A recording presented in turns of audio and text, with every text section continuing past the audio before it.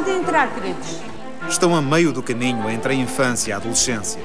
Devagar, que eu não quero atletas nem jogadores lesionados. Antes de todas as outras encruzilhadas da vida, há uma decisão que está tomada: ser Sporting.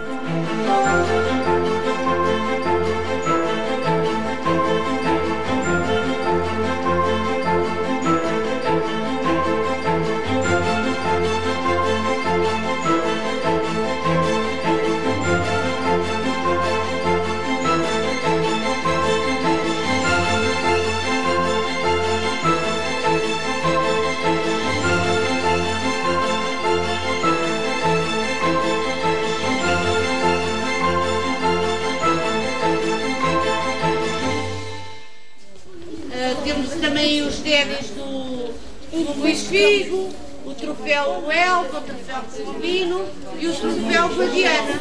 São poucos os que têm uma memória viva do Sporting ganhador.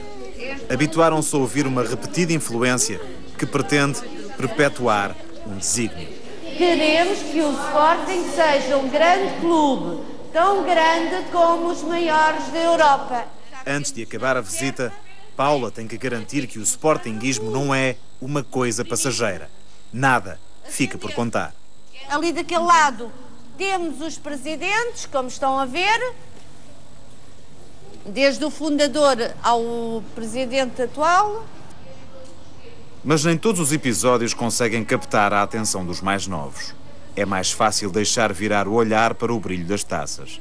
E mesmo que não seja possível contar todas as histórias que se escondem em cada uma delas, há sempre quem se esforce por fazê-lo.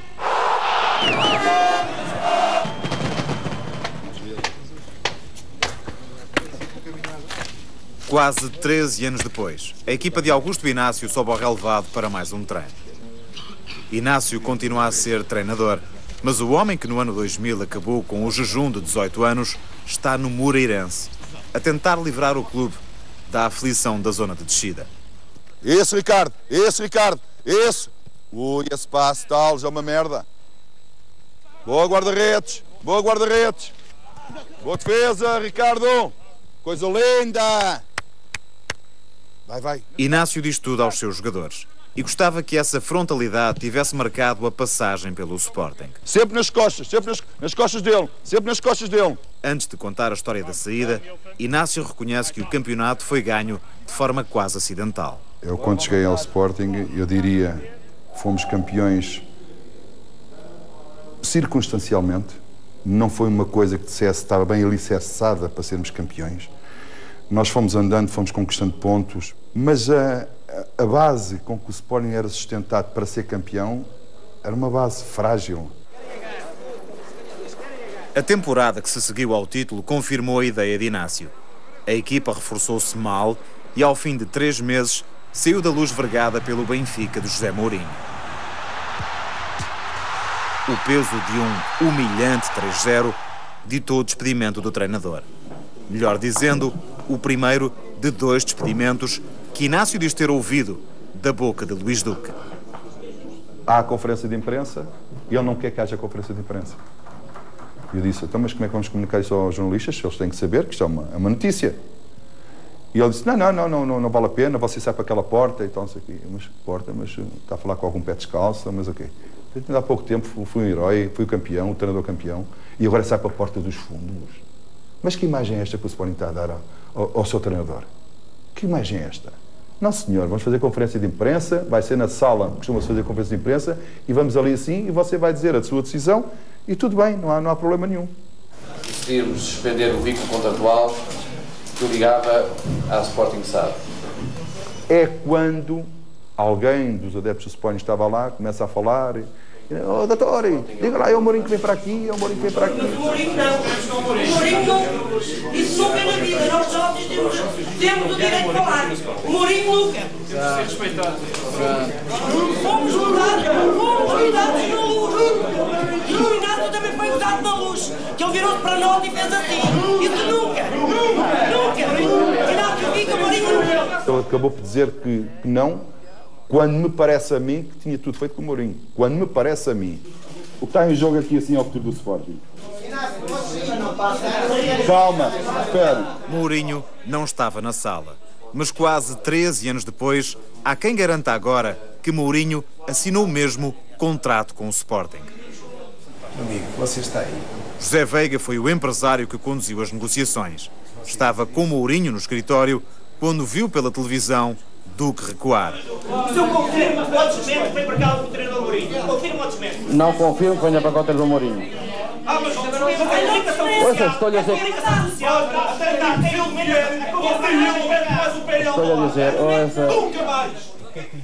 Veiga diz que Duque cometeu o erro básico e que mais vezes os dirigentes repetiram na história recente do Sporting. Não devem de maneira nenhuma ceder a pressões, porque senão começa o clube a ser comandado de fora para dentro e não é assim que deve ser. Se tivesse havido essa liderança, José Mourinho teria sido na altura treinador do Sporting? Não tenho dúvida nenhuma. Aliás, o Mourinho era treinador do Sporting quando a pessoa responsável saiu de uma reunião com o José Mourinho. O tempo de chegar ao Alvalade foi 1 hora, 2 horas chegar... no seu escritório? Foi por acaso, foi no meu escritório. O tempo de chegar ao Alvalade, 2 horas depois estava o Mourinho à frente do televisor a ver a conferência de imprensa em direto, pensar que iria ser anunciado e aconteceu o contrário. Portanto, isto em espaço de 2 horas, o Mourinho estava contratado. O tempo de chegar ao Alvalade, o Mourinho deixou de ser treinador do Sporting porque os dirigentes tiveram receio de tomar uma... E o que é que o José Mourinho lhe disse nessa altura, quando viu aquilo na televisão? Ficou completamente de boca aberta. Não foi só Mourinho a abrir a boca de espanto depois de tudo o que aconteceu nesse longo dia. Estou naquela, toca-me o telefone. Estou. Doutor Luís Duque. Estou, mister. Doutor.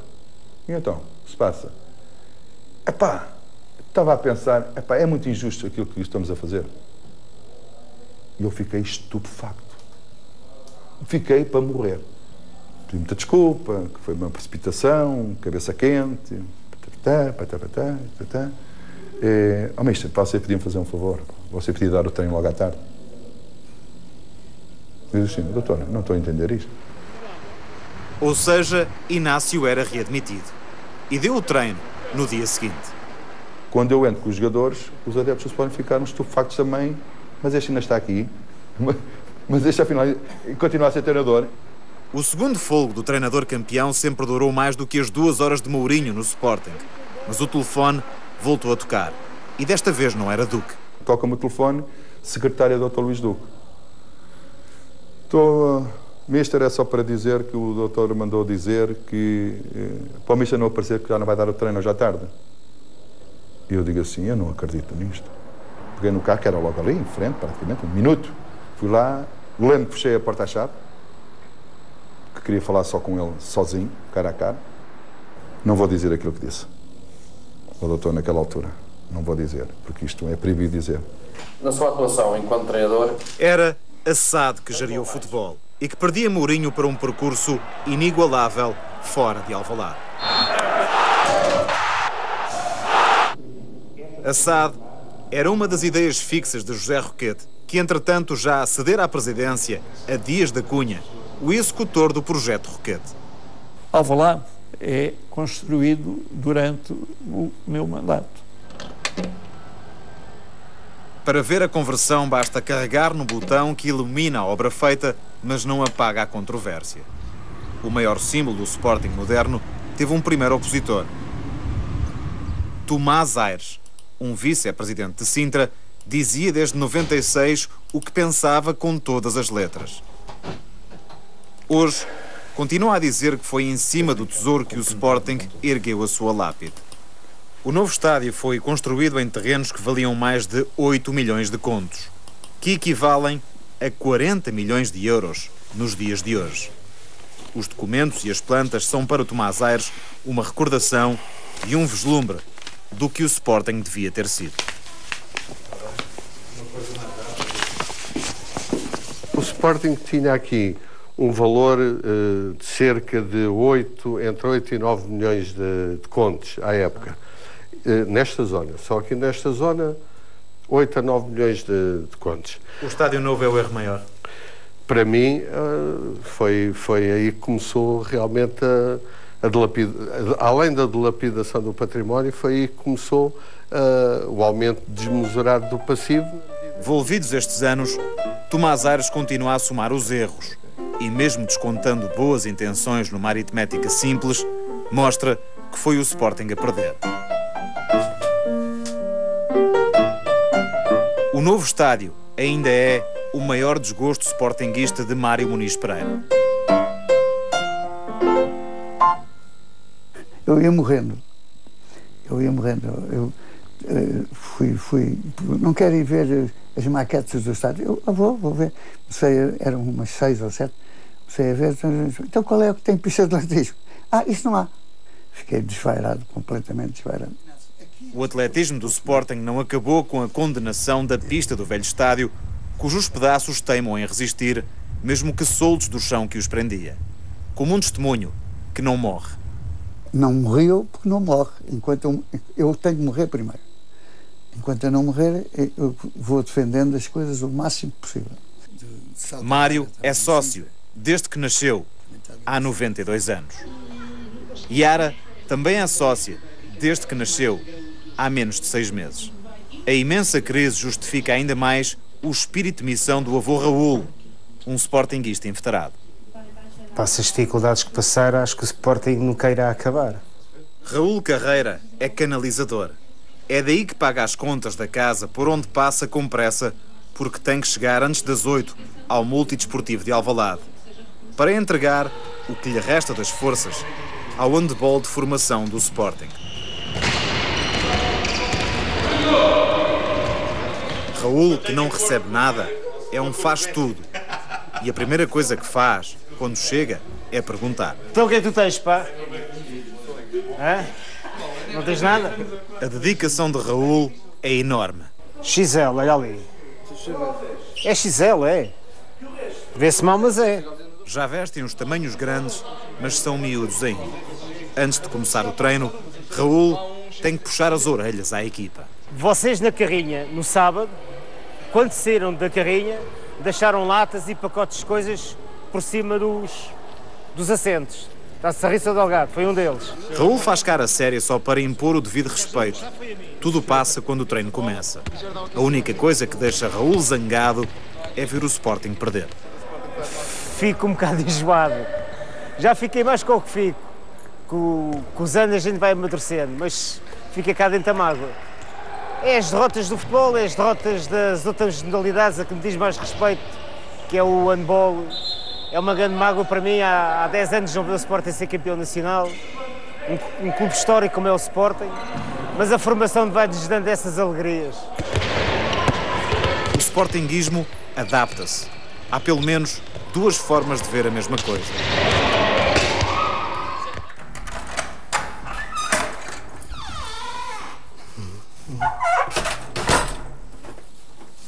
É pela noite dentro que Raul chega à casa. Olha, Yarita, anda. É tarde, mas o sono trocado de Yara concede-lhe algum tempo para cumprir o papel de avô. Está com sono? Cadê a boca? É de esforçadas rotinas, como a da família Carreira, que se garante a sobrevivência do Sporting, mesmo que a glória se afaste durante muito tempo.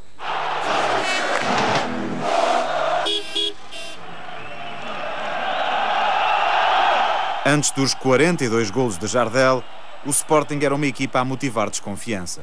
Carlos Freitas e José Veiga conduziram em silêncio a negociação de Super Mário. Recordo-me que passamos praticamente 2-3 dias para fechar o contrato do Jardel e houve um alto dirigente do Sporting naquela altura que estava, portanto, acima do Carlos Freitas e do Luís Duque, nessa altura, e que tinha um casamento nos Açores, uma festa qualquer nos Açores, e que não estava preocupado com a vinda do Jardel para o Sporting, estava mais preocupado da viagem dele para os Açores. Portanto, isso é incompreensível no mundo do futebol.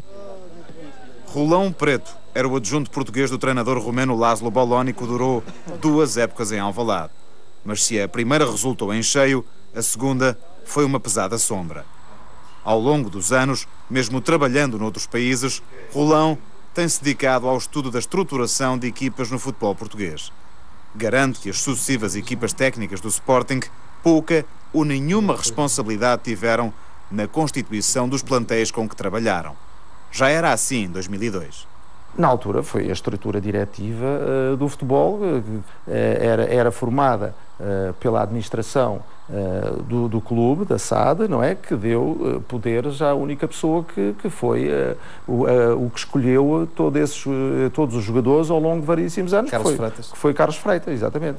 Mas se nós agora, e podemos dizê-lo agora, depois destes anos todos, pegarmos na lista extensa de jogadores que chegaram ao Sporting, naturalmente que eu sou obrigado a dizer que ele cometeu mais erros do que jogadores bons que trouxe, daqueles jogadores que nós consideramos decisivos.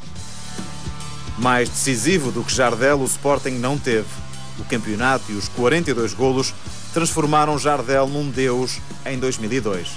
O mesmo ano em que se provou que era só um homem. Não é fácil lidar com isso. Você usava uma droga, que era cocaína. Eu fugi o álcool para as mulheres, para drogas. Isso não está me fazendo bem. Jardel perdeu-se e o Sporting perdeu Jardel. As pessoas preocupam-se muito com a imagem e quando há situações mais complicadas, digamos assim, como foi o caso do Jardel, as pessoas não se querem envolver. Portanto, agora, se as pessoas não se querem envolver em situações menos agradáveis, portanto, não podem ir para um clube da grandeza do Sporting. Mário Jardel saiu primeiro, Boloni sairia depois. E o campeonato ganho era um eco distante. No meio da confusão, mais um miúdo da formação chega à primeira equipa.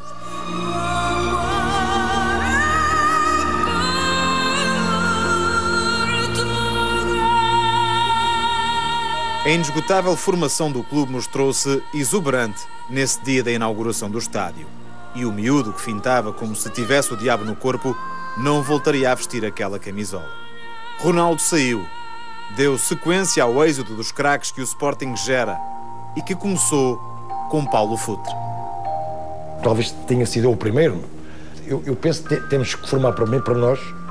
Os jogadores da canteira têm que ganhar títulos com o Sporting e depois, sim, serem vendidos lá para fora e não vendidos como estão a ser. Futre já se reconciliou com o passado.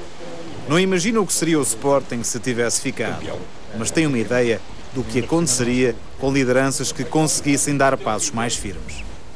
Eu acho que depois do João Rocha, acho que não houve ninguém mesmo à altura do grande clube que é o Sporting. Mas foi com o João Rocha que saiu. Sim, mas eu penso hoje ainda que ele não soube da 100% da história. À história de Futre seguiram-se outras. E no fundo, um jogador da casa, né, tem. Paulinho,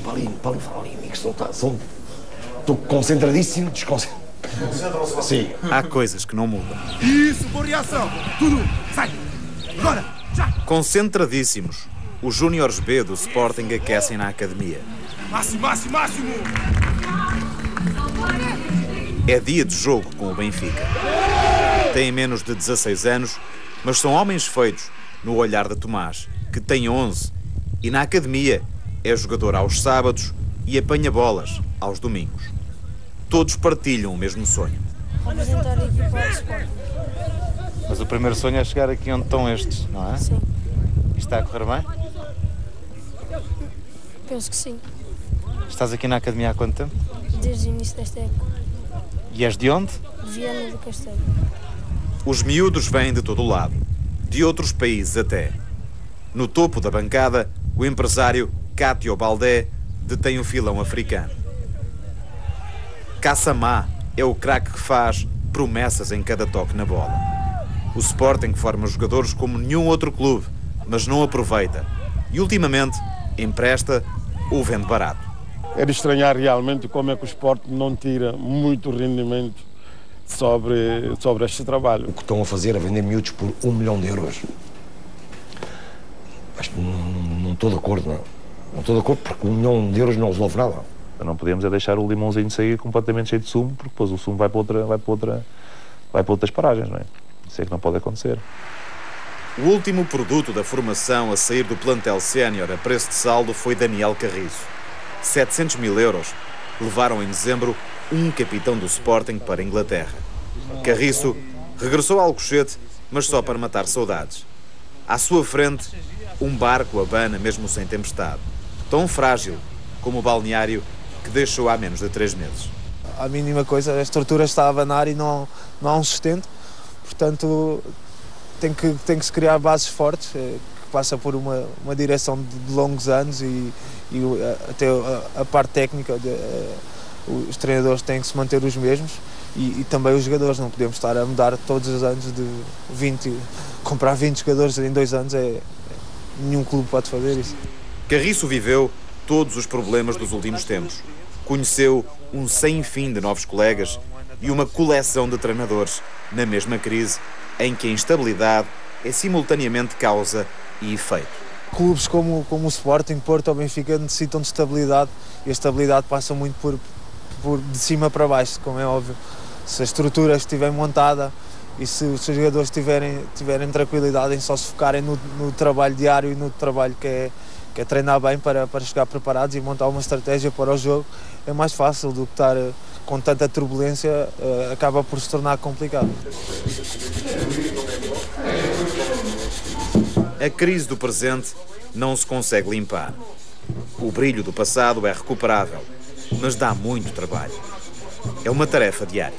Estou a ter a sujidade e alguns resíduos. Os olhos e as mãos de Fátima só vão ter descanso quando a taça refletir a sua imagem. O algodão não chega para restaurar a história do clube. São precisos procedimentos mais drásticos.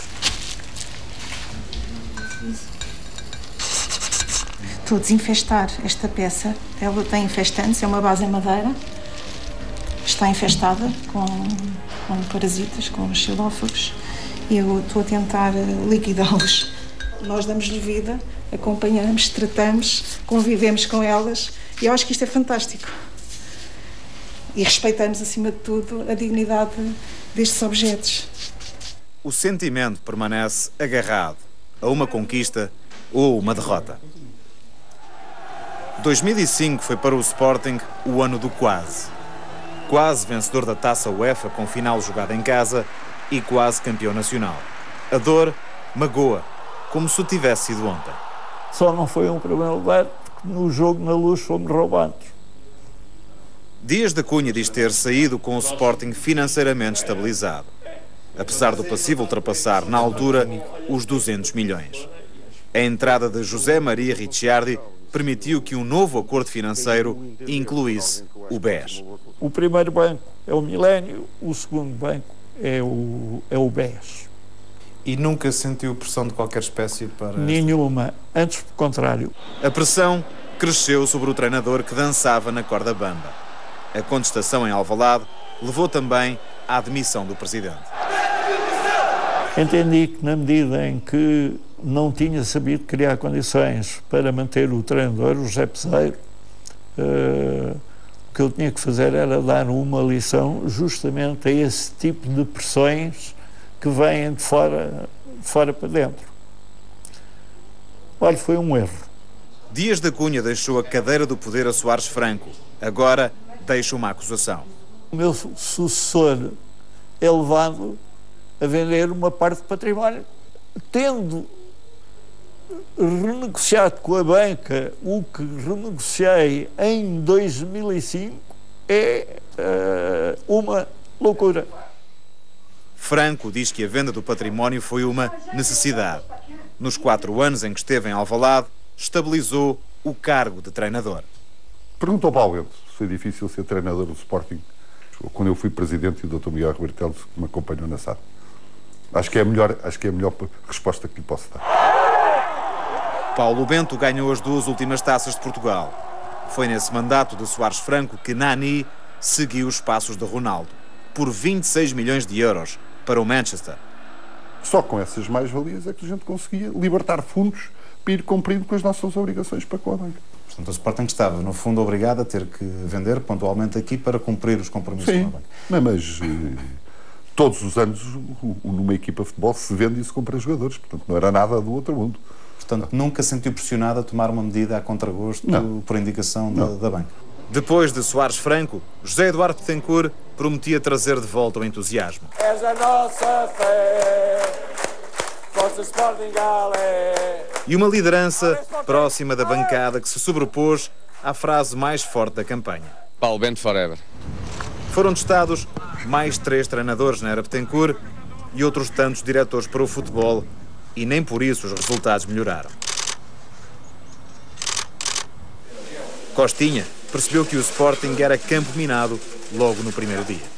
Sentia que as pessoas, mesmo aquelas que me davam uma palavra de incentivo pela frente, por trás não eram honestas comigo. Costinha tentou disciplinar o Sporting. Ismailov continuava a queixar-se de dores que não tinham atestado médico. Eu apenas tentei que os jogadores cumprissem e respeitassem a entidade que lhes paga e que lhes dá a possibilidade de se projetarem. A partir desse momento, se os jogadores não querem, eu tenho depois uma hierarquia acima de mim. Se as pessoas entendem que deve ser feito o contrário, ok, não tem problema nenhum. Mas quem fica a perder é o clube. A regularidade com que ele está a treinar e a jogar no Porto dá-lhe a razão? Não sei se me dá razão. Não sei se me dá razão. Essa pergunta tem que se fazer a todos aqueles sportinguistas que naquela altura torciam por ele. Esse é que tem que responder, não sou eu. O tempo passou e Ismailov acabou no Porto. Costinha não ficou surpreendido. Isto noutros clubes não acontece. Outros clubes de grande qualidade, nomeada, não acontece. No Porto não acontece?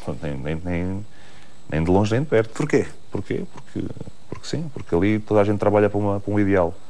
Toda a gente trabalha para uma causa, Porto. Toda a gente respeita um símbolo. E quem não o fizer? Quem não o fizer está no clube errado. É punido. E nem abre a boca. Nunca José Couceiro imaginou que a sua segunda passagem pelo Sporting atingisse um nível surreal.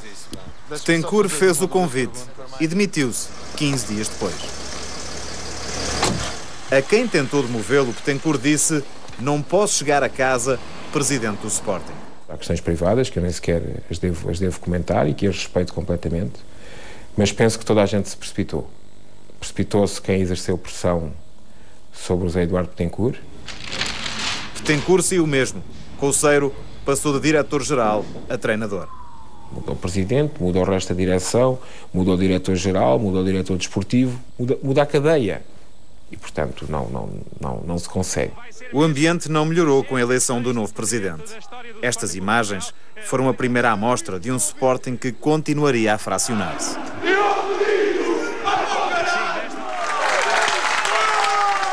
Domingos começou por pacificar os adeptos e acabou como todos os outros. Seguiu-se Sá Pinto na longa lista de treinadores despedidos e de jogadores contratados. Maus resultados, nenhum investidor e episódios que a justiça ainda vai julgar. A crise ultrapassou todas as barreiras aceitáveis e redefiniu os limites para o desgosto. Os senhores estejam à altura, peço-vos, à altura do Sporting Clube de Portugal, dos meus netos, dos vossos netos, porque ele também faz parte um pouco da nossa vida, desculpem. Vai.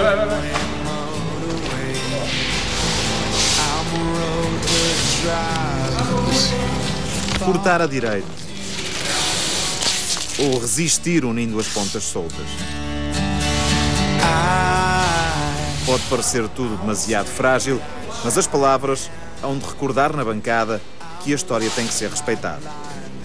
Qualquer fundo de investimento que venha, quaisquer que sejam os milhões aí miríficos que têm vindo e aparecem e depois desaparecem para o clube, não é isso que nos faz ser do Sporting, não é? E talvez funcione para os adeptos do Chelsea, talvez funcione para os adeptos de outros clubes, para nós não. It's times like these you give and give again. It's times like these you learn to love again. São poucos os que trabalham a mensagem durante a semana.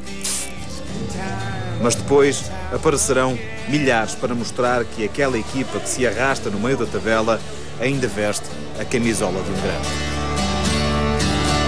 Enquanto eu viver, o Sporting não acaba. Enquanto eu viver, o Sporting não acaba.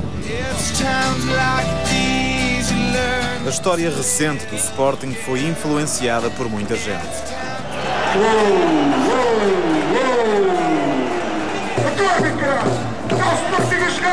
Entre adeptos, atletas e dirigentes, há doses muito diferentes de responsabilidade. Mas todos ainda lembram aquilo que um dia os tornou sportingistas.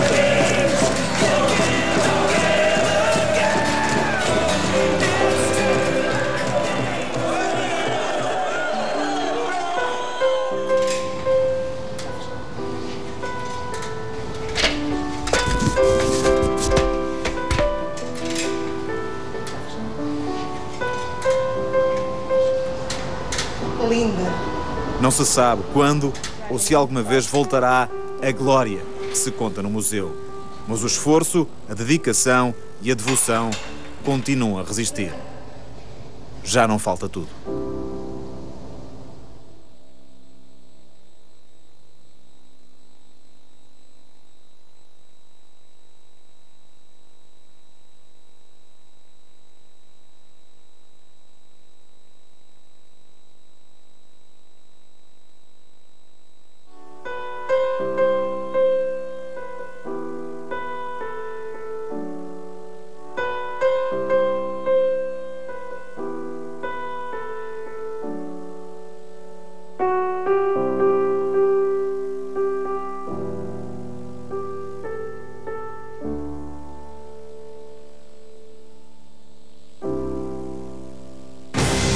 Esta reportagem está disponível em rtp.pt.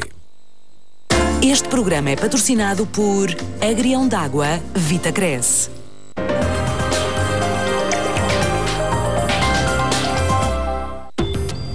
Este programa é patrocinado por Antena 3.